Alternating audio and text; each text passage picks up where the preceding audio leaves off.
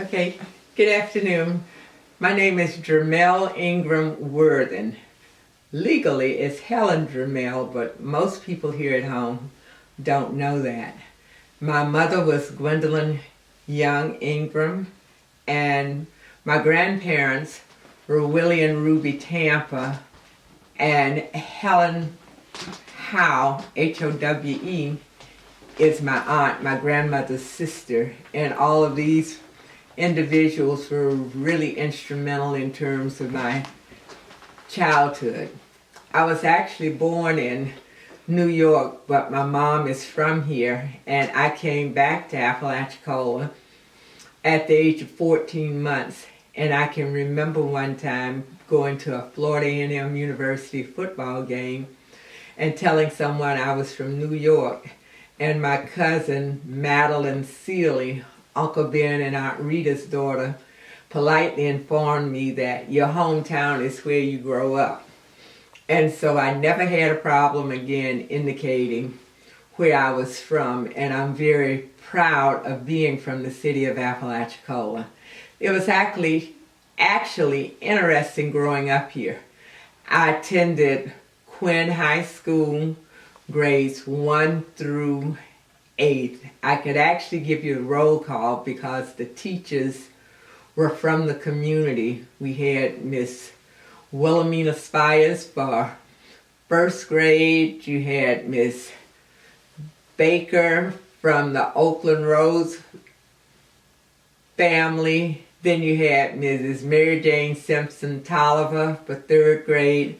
My grandmother, Ruby Tampa, taught me in fourth grade, and that really was a challenge. Most of my classmates thought I got away with murder, but she actually made me sit right next to her desk so I couldn't breathe too hard. Then Miss Barbara Woodard was my fifth grade teacher, and Ms. Louise Baker, sixth grade, and she was actually one of my godmothers. Growing up in Apalachicola was really a community experience for those early years. You had to speak to everyone. I don't care how often you passed by their house. You had to say good morning, good afternoon, good evening, yes ma'am, no ma'am. It was interesting though after integration when we move over and It's off. into those middle school years, as you would call them, and Susan Dawson, Connie Williams, Tamara Rose, Irma Thompson, because up to 8th grade, the students in Carabel, we still had the segregated school system. So everyone from Carabel actually attended school here in Apalachicola. Port St. Joe was also, you might as well consider it Apalachicola also, because we always socialized with each other.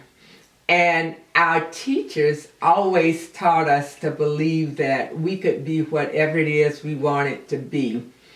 One of the unique things that they would do, if you made pretty decent grades, without the resources that they had at Chapman, we became the tutors of the other students. So you really had no free time. You had to help your classmates. You had A team, B team, and that was it. We didn't know anything about C team, D team in Apalachicola. We also had, I can remember one time becoming sick, you had the segregated hospital, which was actually out by the airport that actually used to be here. So you had the black wing, white wing, and even for Weems Memorial Hospital, you had the black section and the white section. The Dr. Martin Luther King time period was really interesting here. Between the grades of 6, 7, or really 7th and 8th, because I was in the 6th grade when President Kennedy was shot, and that was before intercoms and all of that. And I can recall Ms. Baker coming in the room, and it was a quiet that just fell over the place. But then we moved into the civil rights era, and even as small as Apalachicola is, you had your demonstrations. We had our protest, Ms. Johnson, the mayor's mother and father, actually organized the first NAACP chapter. And we would have meetings in their home in terms of organizing and planning things. My 8th grade year in school, you had freedom of choice, but it didn't take the county long to discover that they really could not afford to bus a few students from Carabel and actually still have some of the black students. I come from the generation where we were blacks. My grandmother was colored, my mom was a Negro, and I was black. Say it loud, I'm black and I'm proud, from the James Brown time period there. But once we did total integration, which was my 9th grade school year, I shall never forget an incident in terms of the principal. I can remember being called into his office. I wanted to take, it was a scheduling issue, and I loved to cook. I grew up in terms of where my babysitter was Ms. Eleanor Rhodes, Noni as she was affectionately known, and she loved to cook and bake. And since from my mom's friends, I was the only grandchild that was here. My god sisters were in Fort Lauderdale, so I had to go to the Willing Workers Club every Monday night, and they really taught me the art of gracious living before I even knew what that was, because Apalachicola really had an active black community, and the leaders here, or the parents, made sure we had the same exposures that everyone else had. But back to what happened in terms of my 9th grade year, I can remember telling the principal that I wanted to take this cooking class, and he politely informed me that that seemed like an excellent idea. I could actually get a job as a cook. And I looked at him like, who, me? Job teaching? Is like, cooking? You don't understand. I'm going to college. And he just kind of looked at me and gave me a smile that said, not going to happen.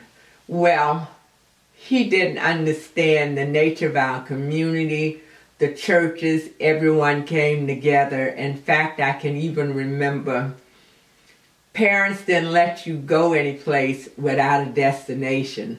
So what we could do for Christmas Eve, you went to Holy Family for midnight mass. That was an acceptable place to be. Rebecca Mathis' birthday was actually December 31st. So her mom and dad would always let her have a party when we were teenagers. And so we would go to Becky's house and we would stay there. 11 o'clock was always curfew. Even in terms of what Mr. Oakland Rhodes and the snack bar, every child knew that 11 o'clock he or she had to leave. Well, on New Year's Eve, we would leave Becky's house and we would go to whichever church was hosting the watch night service for New Year's Eve. And then the other big group church service was also in terms of sunrise service. Everyone, regardless of denomination or what, you really came together. In fact, my husband even teases me now in terms of saying we had a Catholic-Protestant community here in terms of that. I actually graduated in 1970. And what was interesting, just backing up, when we did total integration my 9th grade year, the school system no longer had the prom. They discontinued May Day, any social activities that would have called for interaction between the black kids and white kids. And not that we had the issues that major cities had. Ours were very subtle. But I want you to know all of our parents organized. We never skipped a beat. We had dances at the Recreation Center. Miss Aldonia Dawson coordinated the Recreation Center. We would charge 25 cents, 50 cents. We raised enough money where we had our own prom.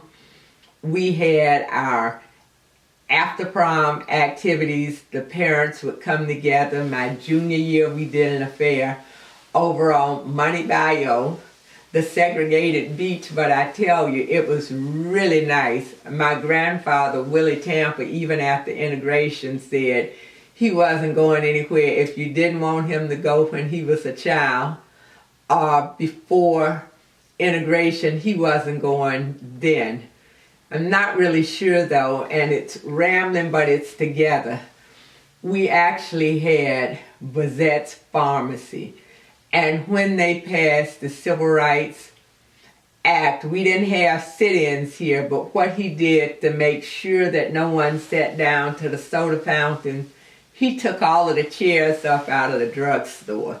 So it's these, like I said, little subtle things that actually took place here, but here again, our parents, and not only our parents, everybody in the community actually stood in that role. They could discipline you, they could correct you, they could challenge you. And we just knew, regardless of even the natural ability that you had, that you could do and succeed. I finished high school from Chapman. There were 6 blacks in my class. Susan Dawson, Tamara Rose, Claritha Williams, Vincent Jones, Richard Stevens, and then I made the 6th one. And all of us went on to do different things. Growing up here in Apalachicola in terms of home life, I grew up in the 60s.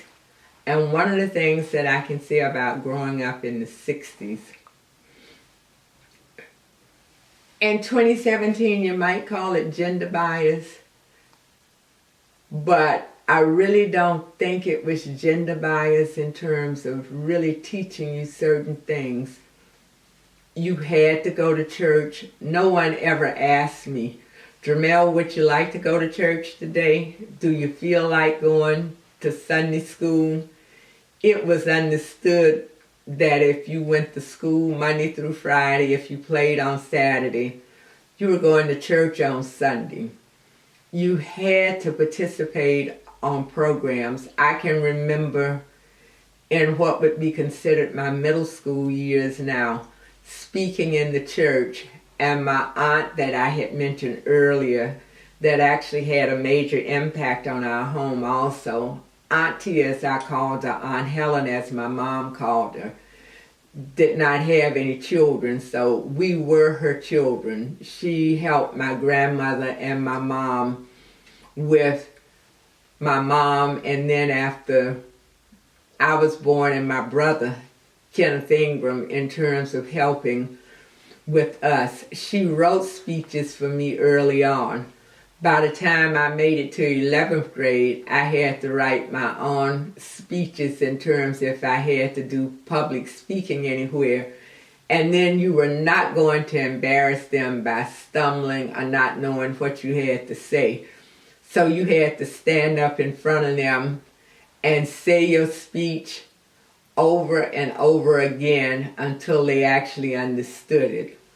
You had chores to do. It was just totally unacceptable not to do chores. I laugh sometimes now when I talk to my grandchildren because child abuse was not an operative word. We did not know such a phrase existed. I can remember one day haphazardly waxing the linoleum floor that we had in the kitchen, and I trust to have streaks in the linoleum. My mom got a pot of hot water and she poured that hot water on her floor. If you don't know what that would do, it actually took the wax up, and I had to start over again, and you had to use a cloth in order to apply the wax on the floor. You had to cook. Girls had girl chores in my house, and my brother had boy chores. I still to this day do not know how to clean fish because that just was not a job for the girl. The boy had to do that. But the other side of it is I had to cook. My godmother, Maud Humphrey's mom, Miss Olivia Woods, used to say that I learned how to cook though because I wanted to, because my grandmother was really an excellent cook and so was her sister, Auntie. But I actually loved, just based on my early years when I used to have to go to the Willing Workers Club meetings on Monday nights, and you had to set the table with all of the dinnerware and things like that, and you had to know how to serve the table. So those were things that were expected. You had to dress a certain way. You could not go out where you looked like you were embarrassing your family because your clothes were too tight, because here again, 1960s, you had the maxi skirts and you also had the mini skirts. Well, you could not wear a mini skirt to school. That just was not something you could do. We actually had the Dixie Theater in terms of when you raised the question, and what I thought about how kids would play one parent against the other parent.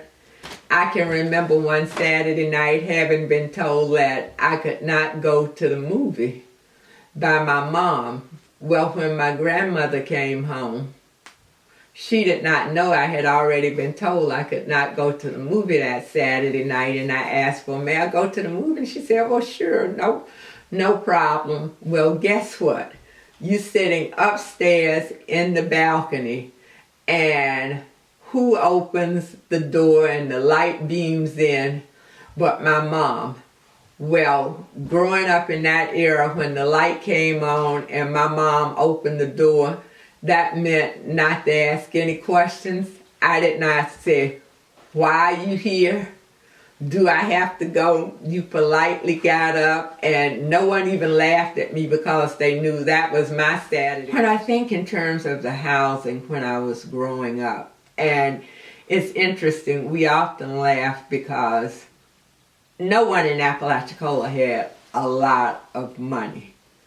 But what we did have, you took pride in. And one of the differences that I could think of when I actually came home yesterday to my mom's house and pulling up in the yard, you see trash that you know you did not leave there. When I was growing up and you didn't have trash receptacles and all of this, but people picked up their trash, they disposed of it, the yards were kept. One of the things I can remember that was so interesting, due to the sandy soil here, you might not have had the best applications and all in terms of actually getting the flowers, but I can remember individuals using the pink and blue egg cartons making tulips, so you actually had flowers growing in your yard. The other thing that was interesting about here, even if you didn't have grass in the yard, people would be out front sweeping the yard in terms of actually making sure that things looked neat. And people took, it was a different kind of pride that they took in terms of what they had. The streets weren't paved. I can remember roller skating. And so when you would get your skates on Christmas, you had to go to 6th Street to roller skate. 12th Street was always a little too busy, so you had 6th Street and 8th Street. Those were the streets that you could roller skate on because they had the asphalt paving. Whereas 14th Street, Avenue J, that is now Martin Luther King Boulevard, they had the rocks of the hard form of gravel. You had the dirt streets. I can remember walking down the street on Sundays and you subject to come home, especially during the spring and summer, where your little white socks had gotten all dusty from the dirt and everything. But even with that, everyone really took a special pride in terms of what they had. And you didn't see flapping screens. You did not see boarded up windows. And even one of my frustrations today, when I know the pride that our ancestors actually took in their homes and in their land, and for me to see so many of us actually giving our land away because there's power in land. If you own anything, and for the majority of us from my generation, what we have just because we were born. It wasn't because of anything special that we had to do. It was gifted to us. And our family members just took a special pride in terms of keeping things done. The lawns always look nice.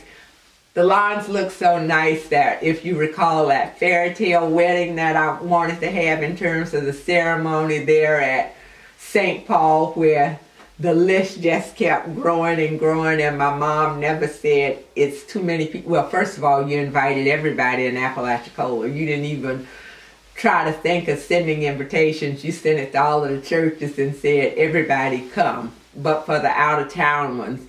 But my uncle and aunt that lived around the corner from St. Paul, Uncle Ben and Aunt Rita, had this beautiful lawn. And I had my wedding reception on their lawn. I always wanted an outdoor reception, and it looked just as nice as if it had been in Lafayette Park or any of the other parks that we have here in Apalachicola now. So, not that the soil has really changed, but it was just that special pride that you could see. And I tell you, I love my hometown. It's a really special place, and it actually has a calling on you. Like I said earlier, I don't know, even if individuals, some of my classmates may have sold their family homes or different things like that, but they still come home. I think once you get that salt water on you, that sand here, it just makes you come back over and over again. I can recall a special memory, and I am a spiritual person. I can remember something just telling me that I needed to get my mom home for the Seafood Festival, November 2012. And she actually came home that first Saturday in November, had a chance to see my godmother. Maud Humphreys came home, Frances Wiggins, Miss Addie's granddaughter, and just so many individuals. We took her to the parade, and that Sunday morning, going back to growing up in your houses and everything, we were getting the lady that helped me, that Natalie Booth, introduced me to Miss Jeanette. We had Mommy all dressed. She had to have her lipstick on because you did not go out without your powder on, your blush, and your lipstick. And we did not have any hose on my mom. And she politely informed me that no lady went out in public without stockings on. So Jeanette and I had to make sure she had her hose on. She had to have her pocketbook. Her hair had to be done. But the good news about that was her last Sunday going into St. Paul alive. 2 weeks later, when Thanksgiving came, she passed the Friday after Thanksgiving, and she always wanted to come home. The Willing Workers Club, which eventually changed its name, formed the Helen House Springtime Tea. Well, eventually it became known as the Gwendolyn Ingram Spring Tea. And even when I could not come home, be it traveling, wherever it is I was traveling with work, Natalie or my husband or someone had to get my mom home because she was coming to the tea on Walker. She really didn't care how she got here as long as she made it here for it. And it's just that special calling.